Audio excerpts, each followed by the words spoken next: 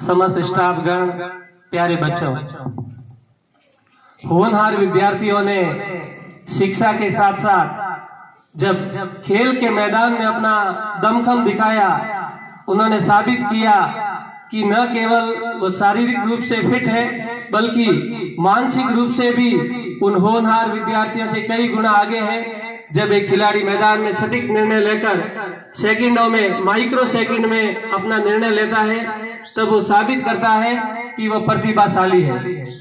कम समय के कारण वह शिक्षण की ओर ध्यान नहीं दे पाता। यदि वह अपना फोकस शिक्षण पर करे तो वह कई गुना शिक्षण में भी आगे जा सकता है। खिलाड़ियों से निवेदन रहेगा कि वह खेल में तो अपना दमखम दिखाते ही है, खेल शिक्षा से हार्ड है।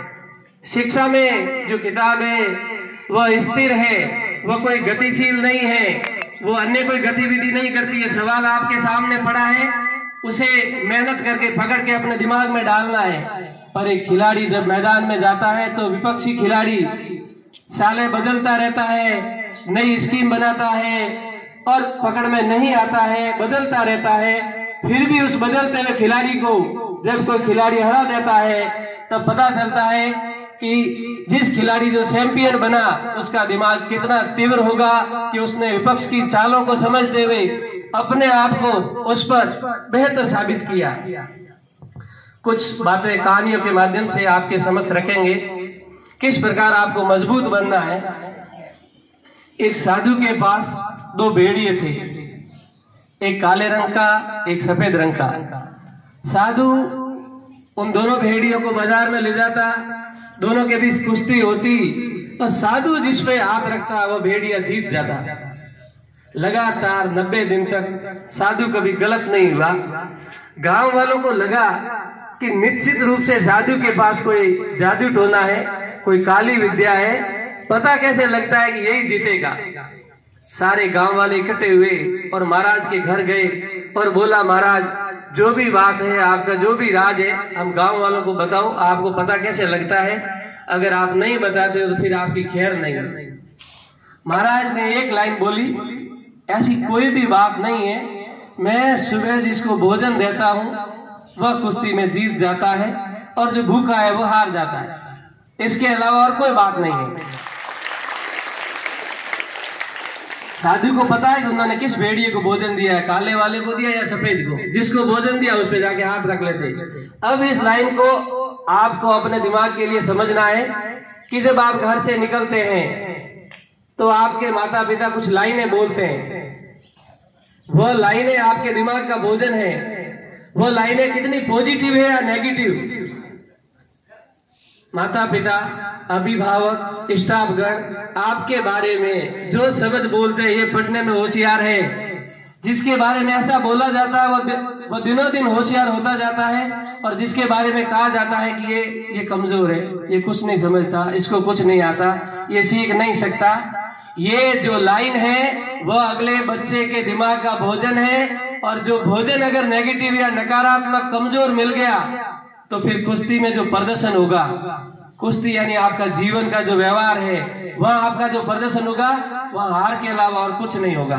तो क्या करना है, समस्त स्टाफ से निवेदन रहेगा और सभी छात्र छात्राओं को आपस में भी निवेदन रहेगा, किसी प्रकार की कोई नकारात्मक लाइन अपने मित्र के लिए आप ना बोले।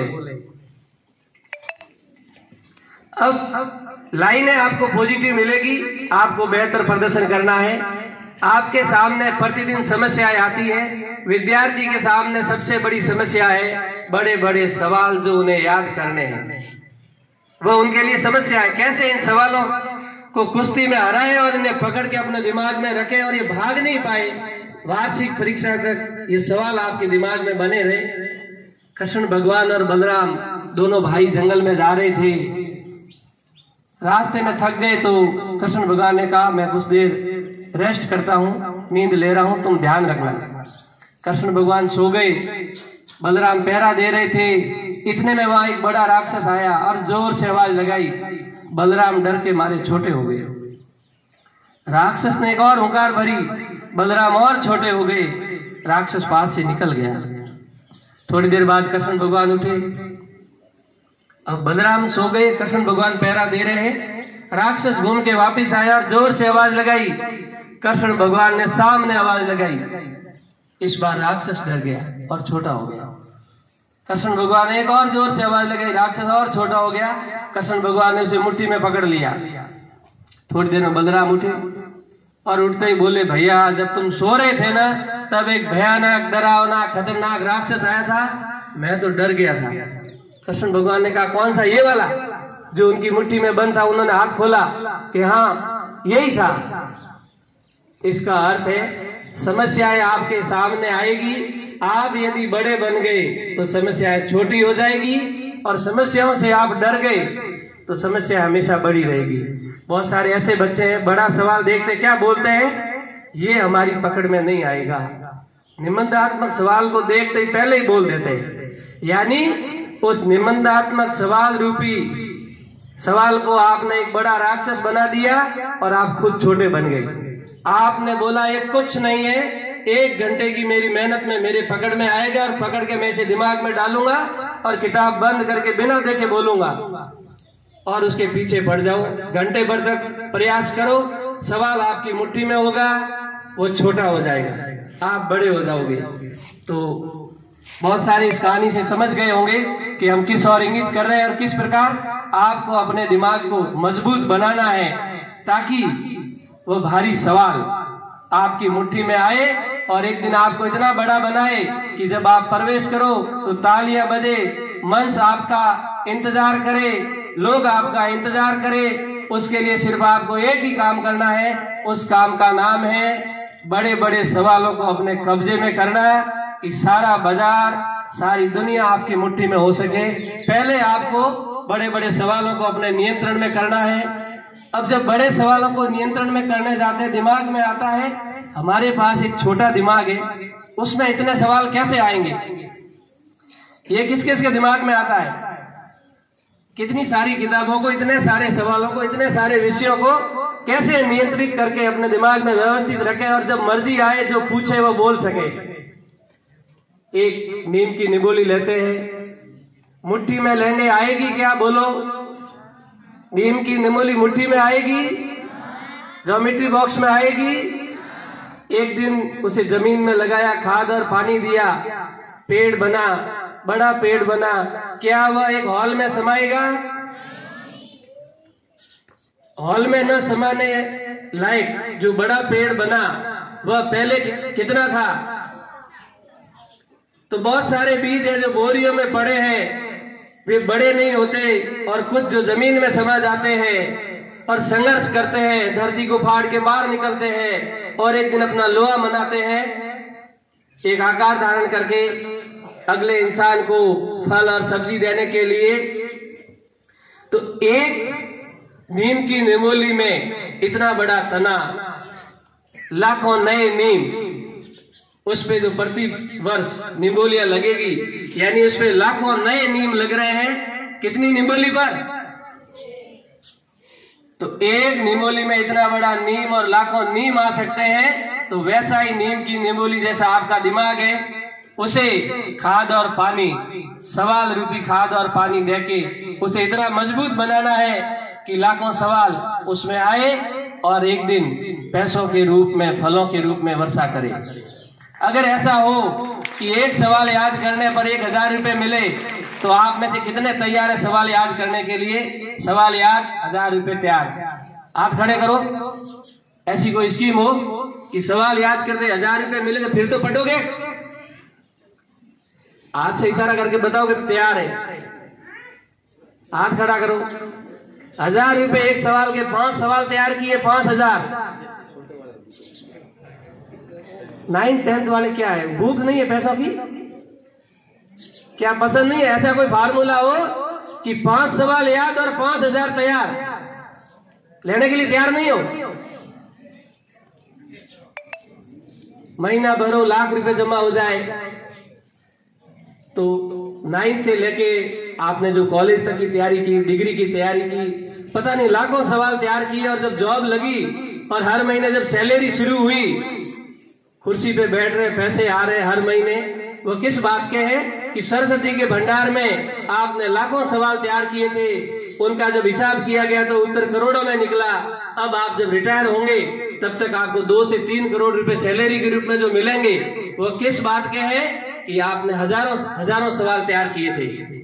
सरस्वती के भंडार में आपके द्वारा मेहनत की व्यर्थ नहीं जाती, वह आपको प्रत्युत्तर होके वापस मिलती है। तो आपको प्रयास करना है कि जितने सवाल याद करेंगे उतने ज्यादा नोट आएंगे। कई लड़के ऐसे होते हैं RS IAS की तैयारी करते हैं, इतने अधिक सवाल याद करते हैं कि तनख्वाह से पूरे नहीं होते तो टेबल के नीचे से पैसे आ जाते हैं। कैसे भी आओ पैसे आएंगे, 1000 रुपए प्रति सवाल ये तय है। जो लड़कियां नौकरी नहीं लग पाएगी तो उनको ससुराल ऐसा मिलेगा जहाँ पैसों की बरसात होगी। यानी आपकी मेहनत सरस्वती के दरबार में व्यर्थ नहीं जाएगी। आपको मान के चलना है, एक सवाल के 1000 मिलते हैं, बिना कहे आपको पढ़ना है। और सबसे पहला है अपना लक्ष्य तय करें। मुझे क्या बनना है, मुझे आज शाम तक क्या हासिल करना है, छोटे टुकड़ों में बड़े रूप में मुझे क्या बनना है तय करें। आपने तय कर दिया, अब ऊपर वाले की जिम्मेदारी है उस तय लक्ष्य को आपकी मुट्ठी में लाके दे दे। शर्त एक ही है कि जो तय किया वो आप नहीं भूलो। आपने बहुत सारी कहानियां सुनी होगी जिनमें बहुत सारे ऐसे इंसान थे जिन्होंने अपना लक्ष्य तय किया और पागलों की तरह उस लक्ष्य के पीछे पड़ गए। अब लक्ष्य को उनके कदमों में आने का दिन भी आता है।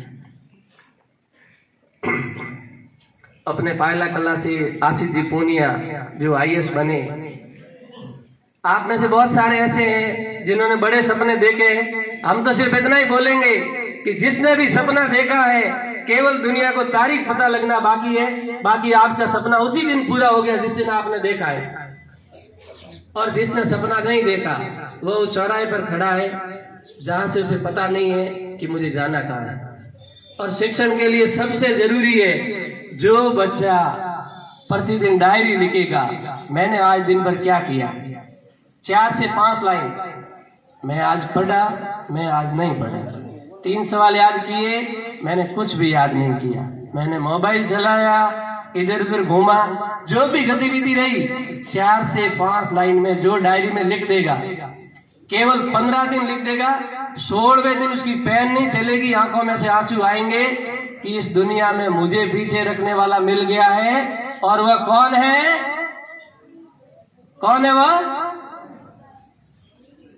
आपको मिल जाएगा, लिखोगे डायरी तो मिल जाएगा कि आपको पीछे रखने वाला कौन है। अभी जब आप स्कूल आते हो तो अपने पांव पागुटिए पर साफ करने के बाद फिर स्कूल में आते हो। एक मूर्ति सामने लगी हुई है जहां आप हाथ जोड़ते हो, एक पत्थर जिसमें पांव पोंछ के अंदर आते हो, दोनों पत्थर एक ही पर्वत पर लगे हुए हैं।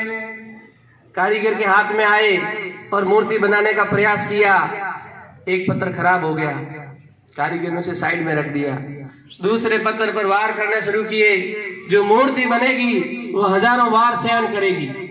जब हजारों वार सहन करेगी तो मूर्ति बन जाएगी और मंदिर में विराजमान होगी। आप हम सब आएंगे, हाथ जोड़ेंगे, प्रार्थना करेंगे और उनसे कुछ मांगेंगे। और दूसरा पत्र, उसी पर्वत का एक टुकड़ा, उसी मूर्ति का भाई बाहर रखा हुआ है। आप आते हो, पांव पोंछ के आगे बढ़ जाते हो। अब कच्ची मिट्टी की मूर्ति आप भी हो, गुरुजी आपको तराशते हैं, शब्दों रूपी शब्दों से वार करते हैं, हाथ भी चला देते हैं आप पर, आंखों से वार कर देते हैं, गुस्सा जाहिर कर देते हैं। यानी वो आपको एक ऐसी मूर्ति बनाना चाहते हैं जो ऑफिस में आके बैठे और लोग आके बोले, SDM साहब नमस्कार, कलेक्टर साहब नमस्कार, BDO साहब नमस्कार। तो जो उन पोस्टों पर वो जो लोग बैठे हैं, पता नहीं उन्होंने बहुत सारे अपने अध्यापकों के शब्दों के तीर और हाथों की मार भी उन्होंने खाई होगी। तो जब आपको मार पड़े तो आपको समझ जाना है, हाँ मूर्ति बनाने के लिए मेरा चयन हो गया है, मूर्ति बनाने के लिए मेरा चयन हो गया है। और झुक जाओ, नम्रता के साथ अपनी गलती स्वीकार कर दो। अगर आपको कोई कुछ भी नहीं कह रहा है पढ़ने पर, तो निश्चित रूप से जो पागोटिए का पत्थर है उसमें आपका चयन हो गया है। तलाशें कि वह कौन है जो आपको डांटे। घर से बाहर जाने पर माता पिता डांटते हैं, फोन चलाने पर डांटते हैं। जो डांट रहा है वो आपको मूर्ति बनाने में लगा हुआ है, और जो नहीं डांट रहा है, एक प्रकार से आपका दुश्मन है, जो आपकी उन्नति प्रगति नहीं देखना चाहता है। तो कभी भी डांटने वाले से आपको नाराज नहीं होना है, मेहनत करनी है और आगे बढ़ना है।